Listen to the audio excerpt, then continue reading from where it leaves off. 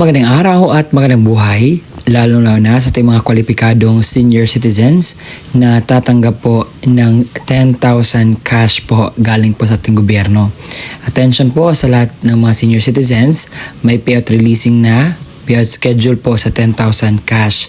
Alamin po kung kailan at alamin po ang buong detalye ng balitang ito na sa gayon po ay may idea kayo kung ano na ba ang ganap sa inyo pong 10,000 na cash gift na ipamimigay sa inyo. Courtesy po ng DZMM Teleradyo at sa NCSC Acting Executive Miss Anna Marie Calampit. Ang ating Acting Executive Director ng National Commission of Senior Citizens. Hi, Ma'am Ana! Good morning, Hi, ma'am. good morning po, Ma'am Doris, Sir Alvin. Ay, finally, finally naka-zoom na rin tayo. Last time kasi naka-phone patch lang po tayo. Kaya buti na lang, she woke up like that. Hindi siya masyado ready, partner. Hindi ready. Ay, sa Tomayo, sa magandang umaga sa iyo. Siguro habang wala pa yung mga tanong, i-refresh nyo, i-remind nyo nga kung ano yung Recap mga... natin Oo. yung nating pag-usapan na. Ang gusto ko munang malaman is, ano ba ang forthcoming? May benepisyo bang forthcoming? May nakaschedule bang release ang National Commission of Senior Citizens sa mga 80, 85, 90, 95 o 100 weeks from now? Yeah. Ana Marie. Yes po, Sir Alvin. Unang-una, magandang umaga sa ating mga tagapakinig, lalo na po dito sa NCSC. Full force po kaming nakikinig sa inyo hanggang dulo po ng Pilipinas.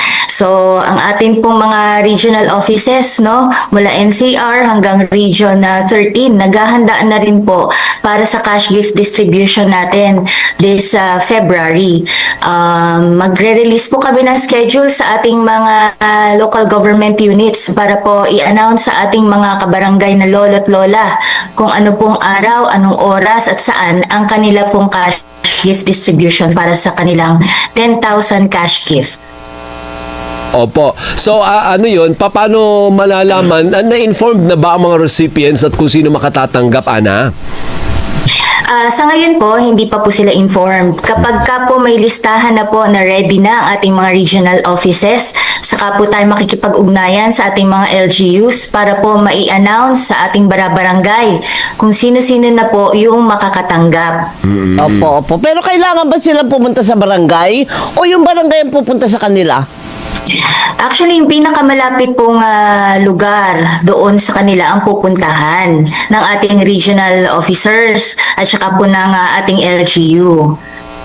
So yung mga seniors nga ang pupunta. Pero sa Opo, kaya lang sana meron din silang protection, ano, lalo na yung mga talaga namang mga lolo at lola natin na medyo hirap na sa paglalakad at walang kasama na anong tawag doon, mag-aakay sa kanila. Opo, katulad po ng nabanggit na namin nung una. Sa ngayon po, ganyan muna yung ating pamamaraan ng distribution ng ating cash gift. Pero po sa pangunguna po ng ating Chair Mercy Gutierrez, layon po niya na maibigay na ang kanilang mga cash gift through their ATMs na diretso bank deposit na po sa kanilang mga accounts. At sa araw po ng birthday, yun po ang layunin namin makapagbigay during their birthday sa kanilang mga account. Diretso na po, para hindi na po sila pupunta. Ana, sorry, hindi ko na-catch kanina. Kailan ka mong next release? February pa po yung next release natin. Malapit-lapit na. January na ngayon eh. Anong petsa ng February? Mga second week of February, magkakaroon na po tayo ng schedule. Ngayon po kasi kakatapos lang po kasi ng cash gift distribution natin itong December. So nagli-liquidate na po ang ating mga regional offices at yung iba naman po, kasabay po ng pagli-liquidate ay nagpo-proseso na ng mga applications. So yan po mga applicants na yan, fina-finalize, vina-validate para po magkaroon ng listahan na ibibigay po sa ating LGU. Okay. Ngayon, itong si Dracar, naalala mo yung nag-guest natin last time? Yung nanay niya yun, di ba, partner? Naalala mo? Yes. May mga follow-up question siya. Sabi niya, how would the barangay notify the beneficiary by phone, by mail, or personal? Yung pong ating mga LGUs, iba-iba po yung pamamaraan ng pag-i-inform nila. Sa barangay po, may mga nakapost po ng mga beneficiaries po or grantees po natin. Ano? Yung iba naman po na alam nila na alam naman nila, meron tayong mga kumbaga team leaders sa ating mga barabarangay, sa ating mga kalsada sa mga street, ating mga street leaders. Sila po yung nag-i-inform din sa ating mga lolo at lola na ito na yung araw, oras at lugar kung saan sila pwedeng kumuha ng kanilang mga cash gift.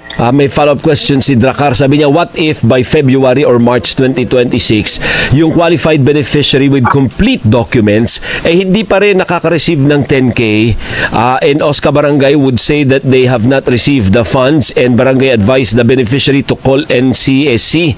And after calling NCSC, they would say that they have forwarded the fund to Oscar. Parang ping-pong, parang pasa-pasa. How would this be resolved? Sir Alvin, hindi po inire-release yung pera sa OSCA. Yan po ay dinidistribute ng ating regional officers. So, ang listahan po, pinaprocess, ang application ay pinaprocess, ibinibigay, pinapasa sa LGU natin. Kapag ka po nakapag-apply na sila roon, i-vet po or i-validate ng ating mga regional officers. So, manggagaling po talaga yung mga applications mula dun sa mga OSCA natin, sa offices. Kung hindi po sila na-process dun sa OSCA, wala po kaming matatanggap sa regional offices. Kung didiretso naman sila sa region offices, pwede rin naman po doon na diretso, ma-process yun. Hindi, yung issue niya ay yung ang pera, saan ba yung actual na pera manggagaling, sa inyo o sa OSCA? Sa amin po, sa regional offices po namin. So, ang papel ng OSCA sa umpisa lang. Oo. Ibig sabihin, Opo. sa pagproseso lang Oo. ng claim. Para makita yung mga dokumentos mo. Oo, yung sa release, wala na siyang papel. O Wala may na. papel pa rin, yung OSCA. Ang papel na lang po nung OSCA, yun pong announcement, listahan. Yun po yung meron na lang sila. Oo. Pero yung actual na pamimigay, kung hindi sa ATM, yung actual na physical na pamimigay ng pera, sa inyo yon. Opo, kasama pa rin naman namin sila during the event, no? Ina-assist po nila kami ng LGU. Malaki po ang tulong nila sa logistics, ano? Pero magmumula po talaga yung pera sa regional officers namin. Kasi ibinababa po ng central office yung pondo sa kanila. Okay, paano ka? Si Amelita Maikes, yung pong nag-90 years old, 80. nag-80 years old noong 2024, March, at namatay na ng 2025, mabibigyan pa po ba yung kanyang surviving spouse? Opo, kailangan lang pong makipag-ugnayan sa ating OSCA para po ma-file po niya. May mga late filers pa rin naman po tayo na late na nila nalaman na pwede silang mag-apply. Basta po after March 17, 2024, ang kanilang birthday, sila po ay mabibigyan po ng cash gift. Kasi yun po yung araw kung saan effective na yung batas sa pagbibigay po ng 10,000 na cash gift. Ayun. So kahit namatay na pala, pwedeng masalo ang pera nung kanyang asawa? Asawa. O kaya, kung sino Opo. beneficiary niya. O pwede yung anak, o Oo. yung apo, o yung pamangkin, o yung yung Asawa immediate lang.